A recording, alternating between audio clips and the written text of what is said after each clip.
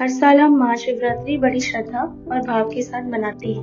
मंदिरों में भीड़ होती है, शिवलिंग पर जल और बेलपत्र चढ़ता है। लेकिन क्या आपने कभी सोचा है, जब साल में 12 शिवरात्रि होती है, तो इसी एक रात को महाशिवरात्रि क्यों कहा जाता है? क्यों इस रात जागरण और ध्यान को इतना शक्तिशाली माना गया है? और क्यों कहा जाता है कि ये रात सिर्फ पूजा की नहीं, जागृत होने की रात है? आज हम इसी रहस्य को समझने वाले हैं। पुराणों के अनुसार महाशिवरात्रि से जुड़ी कई गहरी कहानियां मिलती हैं। माना जाता है कि इस दिन भगवान शिव और माता पार्वती का विवाह हुआ था। ये सिर्फ दो देवताओं का मिलन नहीं, बल्कि पुरुष और प्रकृति, चेतना और ऊर्जा का मिलन का प्रतीक है। इसीलिए महाशिवरात्रि संतुलन और पूर्णता का उत्सव है। एक और कहानी समुद्र मंथन से जुड़ी है। जब मंथन के दौरान हलाहल विष निकला और पूरी सृष्टि पर संकट आ गया, तब भगवान शिव ने उस विष को स्वयं ग्रहण कर लिया।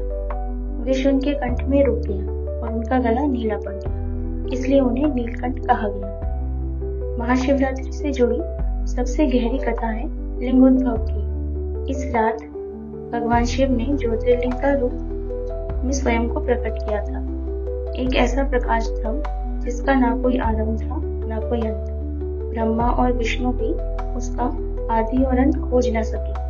तब उन्हें बोध हुआ, शिव कोई रूप नहीं, शिव स्वयं सत्य है। तो दोस्तों, इसी रात ध्यान करने और जागृत रहने की सलाह दी जाती है। ये रात चेतना को ऊपर उठाने के लिए होती है। इसीलिए कहा जाता है, महाशिवरात्रि सिर्फ पूजा की रात नहीं, ये पोस्चर और चेतना की रात है। अगर आप घर पर महाशिवरात्रि मना रहे हैं, तो शुद्ध मन से स्नान करें, शिवलिंग पर जल, दूध और बेलपत्र अर्पित करें और ओम नमः शिवाय का जाप करें।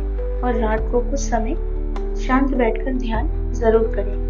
याद रखिए, शिव को सब शब्दों से ज्यादा मौन पसंद है। महाशिवरात्रि सिर्फ एक त्योहार नहीं है, ये एक अवसर है अपने अंदर के अंधकार को देखने का और उससे पार जाने का।